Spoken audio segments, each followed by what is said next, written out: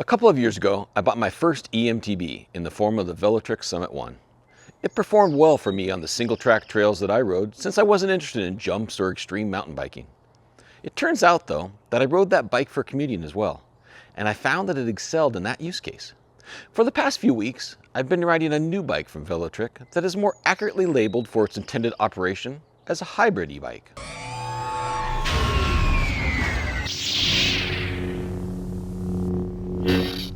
Hello everybody, this is Matthew Miller, otherwise known as Palm Solo, and thanks for visiting the Mobile with Matt YouTube channel.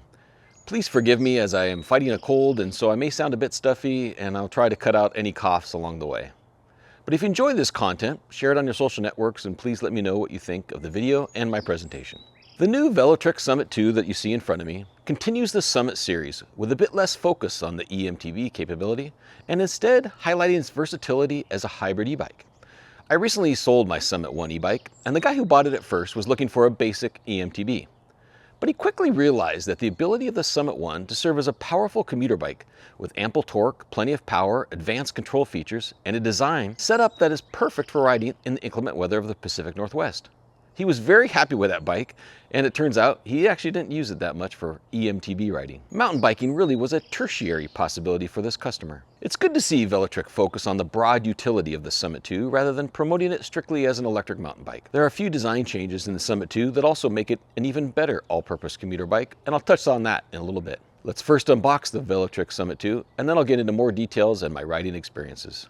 The Velotric Summit 2 arrived in its typical cardboard box with UL certification, crystal clear. I always like to look at the manual first just to make sure I'm following the correct process, even though Velotric is pretty standard nowadays with adding the handlebars first. Unfortunately, Velotric doesn't use a lot of recyclable packing materials, but it is very well packed. It takes a little while to get all of that packing material off. Then of course I start with the front handlebars. And even though the step in the instructions said to connect all the cables, I actually like to do that at the very end when everything is assembled. So I waited for the cables. I went ahead with the front tire and wheel, which is a very easy assembly with that through bolt. Then of course is the front fender, and I do like the fender because I'm using this hybrid e-bike as a commuter bike, not just for trails. So putting on the fender was pretty easy, and then the front headlight that's very bright this time, and nice to see 500 lumen light on the front. Then just removing the rest of the packing materials, putting on the pedals, the kickstand was already attached, and then connecting all of the various cables. I think there was about 7 cables to connect. So as you saw in the unboxing, Velotric sent along the lovely ocean blue color in the large size for me to test out. The Summit 1 that I bought a couple years ago was also a very similar blue color. I really wanted the orange at first, but I decided to go with blue, and I was very happy with it. So it's nice to see this ocean blue one. I was also sent the large size, and that's designed for riders who are 5'7" to 6'5". So at 6'1", it's perfect for me. The regular size model is fit for those from 5'2" to 5'10". The Summit 2 is also available in Galaxy Purple and Glacial Silver. And the MSRP on this bike is $2,099. But I'll talk about that and a discount code later in pricing. So let's start off, as typical, with some key specifications of the Velotric Summit 2. It's made of triple butted aluminum alloy construction. It weighs in at 57 pounds, which is actually pretty nice for a bike of this design and capability. It has a capacity of 440 pounds, and that rear rack that I have mounted on there is fit for carrying up to 66 pounds of weight. Fairly quiet 750 watt rear hub motor with 1300s of peak power and a very capable 100 Newton meters of torque that I'll talk about in my riding experiences. The battery found here underneath the frame is a 48 volt 16.7 amp hour battery with IPX7 and UL 2271 and 2580 certifications for the Samsung and LG cells that are inside. In typical Velotric fashion, it has torque and cadence sensor options that are controlled by you, the rider. There are 4 levels of pedal assist, which is a slight change from past Velotric bikes that offered 5 levels. Typical left thumb throttle, and that can be removed. The bike supports up to 28 miles per hour in pedal assist and 20 miles per hour in throttle for Class 1, 2, or 3 designation. And in compliance with California rules, it actually has a button here that makes it very, very easy to switch between Class 1, 2, and 3, and it's very clear on the display what that is. Has an advertised range of up to 70 miles for throttle and 95 miles for pedal assist. And on the front, we have the RST air suspension front fork with 120 millimeters of travel and lockout. The brakes on this bike are Shimano MT200 hydraulic disc brakes with 180 millimeter rotors. And then those perfectly sized tires, those Kenda 27.5 by 2.4 inch eMTB puncture resistant tires. Comes with a Shimano 9-speed shifting system, and it's a comfortable ride with this saddle. It's labeled as Ride Fit. It's a nice ergonomic saddle from Velotric. The front light is a powerful 500 lumens LED, and then it has rear lights, with the rear serving as the brake light and steadier flashing modes and turn signal indicators as well. A little bit different than other Velotric bikes that recently, it has a vibrant 2-inch color LCD, and now it's mounted over here on the left rather than in the center. Still has the USB-C for charging your phone. It supports NFC card unlock with 2 NFC cards included in the package. It also comes with a heart rate monitor for your arm and connectivity to the bike, and I'll talk about that in much more detail later. The bike has IPX6 ratings for bike electronics and IPX7 for the battery. It's also certified as a safe bike with UL 2849 and UL 2271, so use the charger it comes with and hopefully everything is fine with the bike. It is certified for that and been tested. It also has a powerful Velotric smartphone app, Apple Find My support, and as on the recent Discover 3, Google Find Hub support as well. In typical Velotric fashion of recent bikes, it has 7 different buttons on the controller, but don't be overwhelmed. They're very self-explanatory and pretty easy to use. The top button is used to toggle the bike on and off, and the next 2 buttons down from there are the turn signal buttons and also left and right when you're in the menus. Remember, you have to press once to turn on the turn signal and press it again to turn off that turn signal. The small button below the right turn signal is the menu button. That one is a very important button that you use quite a bit. You press and hold it to access the vast settings area of the bike, and then press it as OK button in the menus. And then as you're riding the bike, if you press that little button, that will toggle between all of the different metrics on the bottom of the display, such as odometer, speed, your heart rate, and more. The plus and minus buttons are used to switch pedal assist levels and moving up and down through the menus. You can also press and hold the plus button, the up button, to manually toggle on the lights, press and hold the minus button to enable the walking mode. And the small button on the bottom of the left allows you to switch between the 3 classes. So class 1 is pedal assist to 20 miles per hour. Class 2 is pedal assist and throttle to 20 miles per hour. And then class 3 is pedal assist to 28 miles per hour with no throttle. It also serves as the back button in the menus. And down below the display over to the right is a rubber cover that hides a USB-C port that you can use to charge up accessories such as your bike computer and maybe your phone as well. Once you push and hold that M button to jump into the display, there is a lot going on there. You can reset your trip data, your riding modes, speed limits, screen brightness, auto power off, auto light, throttle limited, rear light mode, riding steady and enhanced for braking, flashing, set units, connect to the app, Find My, connect to the heart rate sensor, and version info. There's a lot going on in the menu of this bike. Thankfully, Velotric has a powerful smartphone application, so you connect your bike via Bluetooth to your phone, and you can manage all of those settings from your phone rather than your bike, and then it syncs up to the bike. It's also used to manage firmware updates for the display, the controller, the battery. I think there's 5 different firmware update capabilities of the bike. You can also use it as a bike computer and mount your phone up here, and then you can see your ride as you're riding and some of the key stats as well via that connection to the Velotric smartphone application. So now let's talk about my typical riding scenarios and the experiences that I've had over the past few weeks of using this bike. So I always start off with the hill test results. Now, the last bike that I was able to ride up my 13 to 15% incline into my neighborhood was actually the Summit 1. And I'm pleased to say that the Summit 2 continues that performance metric.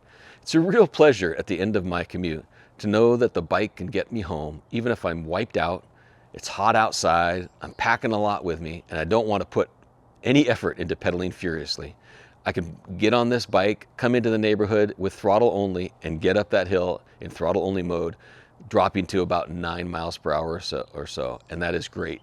And then when I pedal, it's even easier to get up this hill. So I'd have to say with this bike, there's really no hill that you can't conquer in throttle or pedal assist mode. So as I mentioned earlier, you can put this bike into class 2 mode, which gives you throttle access. One thing that's really nice about this easily accessible thumb throttle with the ergonomic hand grip here is that you can easily remove that throttle. So if you don't want to ever use the throttle functionality, and on some trails they prohibit having throttles on bikes, you can easily unscrew the throttle and disconnect the cable for the throttle and have it put away while you're on that trail or you're in that area where the throttle is not allowed. And then the bike becomes just a class 1 or a class 3 bike, depending on what you set it as. Battery consumption for me in throttle mode has been about in the range of 40 to 45 miles.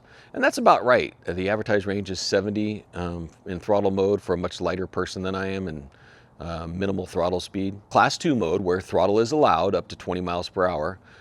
When the pedal assist is off, there's no throttle at all. In eco mode, I was able to get 12 miles per hour, trail mode 15 miles per hour, sport mode 17, and boost reaching that 20 miles per hour. I love that Velotric now focuses on making it very easy for riders to choose one of the 3 regulatory bike classes. But it also offers a custom mode for those who want more. In custom mode, you can actually change the throttle to provide up to 28 miles per hour. But be aware that battery consumption takes a big hit if you enable this enhanced capability, and riding at these speeds in throttle mode is up to you and may not be regulatory compliant. But it is great to have that option because I have broken a chain before and I relied on the throttle only mode to get me home. So having the ability to maybe go a little bit faster, and it doesn't have to be 28, but at least that gets me going with traffic, especially if the chain breaks or there's some other reason that I just need to have that throttle. Most of the time, I always ride my bikes in pedal assist mode. I like to put a little bit of effort into riding the bike and not just rely on that throttle. It's not being used as a motorcycle, more as a bike to assist me. So the Summit 2 launches with 4 levels: Eco, Trail, Sport, and Boost. In the past, we've seen the 5th level seen on some other bikes, Tour, is no longer an option on this model. And I'm fine with the change since there really wasn't that much difference between those mid-levels anyway. The display actually now shows ranges for the different sensor modes and the pedal assist levels. These ranges are about aligned with the advertised range from Velotric of 90 miles in pedal assist. According to the display, here's what's shown for me with torque sensor mode. On Eco, it shows a 95-mile range, which is pretty close to the 90s maximum. In Trail, it's 64, in Sport, it's 60, and in Boost, it's 58. That really doesn't change too much depending on which mode I selected there for the advertised range. But in reality, I saw less than that. And again, I'm 240 pounds, I'm 6'1", I'm not the smallest person, and I live and ride on an area that's not always flat. And I always prefer to ride in torque sensor mode, since it feels more natural and also consumes less battery. The cadence sensor mode is nice for leisurely rides with a family or for those who are riding on flat terrain and just want to cruise. But I spend most of my time in torque mode. So measuring a range in torque sensor mode in the trail and sport level assist most of the time, I get about 45 to 50 miles. And that's perfectly fine for me and my commute because I typically ride about 35 miles a week for commuting. Remember also, that range test is usually a 170-pound person on flat terrain with little wind. So if you're much lighter, you're going to see much more range than me. And it depends how hard you pedal, what sensor mode you have it in, and many other variables. So it's hard to determine the exact range that you're going to see. Now, another thing I like to test out is if the battery happens to die, can I ride this bike? And this bike was fairly easy. It's not that heavy at 57 pounds compared to some other e-bikes that I've ridden in 80 or 90 pounds. I wasn't able to go too far up steep hills with pedal assist, but it does have 9 speeds on that Shimano transmission, so you can get it down pretty low and it's pretty easy to ride. Something new from Velotric this year is a heart rate sensor. It actually comes with a arm-mounted heart rate sensor that can be worn around the elbow, either below on your forearm area or maybe up above. It doesn't have a lot of flex to it, so once you adjust it, you slide it up to the position and it remains pretty tight. The heart rate sensor comes with a USB cable that charges it on the back, and it's advertised to last up to 45 days once it's charged up. Connects to the bike via Bluetooth. Right? And there's a setting in the menus either on your phone or on the bike itself to manage that connection. Your heart rate, the current and average heart rate for that session, will appear on the display when you press that M button and you toggle over to that data that's shown. People often think that riders are cheating while riding e-bikes, but recent studies show you can actually get a workout on an e-bike. Recent data also shows that people are riding more than they would on a standard bike. So getting people out and about and active is a good thing. And I like that Velotric is now promoting the health capabilities of an e-bike. You can actually enable pulse mode on the bike with a connected heart rate monitor. And then the bike will switch into class 3, so there's no throttle available to you and you can get up to assist up to 28 miles per hour. The torque sensor option is also locked in for this pulse mode. And the display on the bike will change to pulse mode with green, blue, and orange bars appearing to guide you to pedal more, keep it steady, or ease up a bit to maintain the desired heart rate zone that you set up in the app. There are 5 zone options that are provided, and it's great to see Velotric providing a way to enable focused exercise on an e-bike. And I'll be exploring this functionality more in the future. I did use it for a couple of rides, and I just used it to see my heart rate on there. And there is one con that I'll mention a little bit later in this review. Another advanced part of the Velotric Summit 2 is the new ride tuning capability. So ride tuning can be performed to customize each of the 4 assist levels. And in my opinion, as I mentioned earlier, it's best done on the smartphone application with a big display and then synced over to the bike. You can use the buttons on the small display to change these parameters, but the smartphone app is just easier. So in that ride tuning part of the application, you can customize the maximum torque, the level of battery assistance, and the level of assisted start for each of the 4 levels of pedal assist. Assistance ranges from 5 to 100% in 5% increments, and the assisted start level controls how quickly the motor responds when you start pedaling, with a range of 1 to 5. Of course, in boost mode, I have that torque set to the full 100 Newton meters because I want to get up those big hills. So now that I've covered my riding experiences, let's talk about some of the pros and cons. And I have to tell you, there's a much longer list of pros than cons for this bike. The Velotric Summit 2 is a very powerful e-bike. I'm glad to see it marketed as a hybrid e-bike rather than an eMTB. It's a robust platform with good comfort, excellent build quality with the highest level of certification and durability available, and is a design that lets you ride the bike to work and even decide to take a shortcut home through the woods. The adjustable stem means that you can control your posture on the bike. So if you're cruising around the neighborhood with a family, you can raise it and then sit back. And then if you're tackling the open road, you can lower it down for a more streamlined ride. The improved controller, smartphone connectivity, and heart rate support pushes technology forward and makes e-bike ownership a compelling option for commuters, bike riders, and even those who want a bike for exercise. The company takes advantage of that smartphone connectivity with ride tuning that lets you fully customize the various pedal assist levels and modes to fit your needs. It also provides that ability to keep track of your bike with Apple Find My or Google Find Hub. That sensor swap technology continues to be a great option. Even though I spend 95% of my time in torque mode, it is nice to have that other cadence mode available if I need it. There are also more than 1,200 dealers across the US supporting Velotric. So if you should be able to find a local bike store, take one out for a test ride. Don't just trust my opinion. Go visit a store, take one out, go ride it out, then purchase it. Velotric is quickly becoming my favorite bike brand thanks to the compelling e-bike designs, solid long-term software support, excellent build quality, and reasonable pricing. Areas for improvement, right? I'm a big fan of the new focus on integrating heart rate technology and promoting the exercise capability. That additional pulse mode is really nice to have on there. But I would really love to have that data captured by the bike or maybe your connected smartphone for syncing with your other health programs. For now, I have my watch set up to record this information while the bike display provides real-time stats. Primarily for storage reasons, I would love to see easily removable or foldable pedal options, since I tend to knock my shins while moving around bikes in my garage. Now that's a very small con. It's just one of those things that I see on some other bikes that would be a nice addition. And as Velotric continues to push everything forward and really create perfect bikes, I've got to come up with some way to offer an opinion on an improvement. And that's it. I mentioned the price earlier, it's $2,099. And this test model came with the rear rack and fenders, but the rear rack is normally an additional accessory that you can purchase. If you're interested in this bike, please enter my discount code that is below, Mobile S201, to save $60 off the price of the Summit 2. And I also have an affiliate link below, and if you're interested in the bike, I sincerely appreciate your use of my affiliate code as well. The Velotric Summit 1 was one of my favorite e-bikes and one of the most powerful and capable at the time. The Summit 2 improves upon the model with a higher peak power and torque, improved front suspension system, increased capacity battery and longer range, 5 pounds lighter, which adds up pretty quickly when you're carrying it up and down the stairs of the Sounder train station. It has swept-back handlebars and standard gear set with fenders and headlight, a much brighter front light with rear turn signal indicators, and an extensive increase in smart features as I detailed earlier. The Velotric Summit 2 is really the SUV of e-bikes, where it carries a lot, it has plenty of power, and it's not really limited by any terrain that you decide to use it on. It excels as a daily commuter, and in most cases, that's what people may use it for. but it's also a bike to ride in the trails and gravel roads for those fun weekend adventures.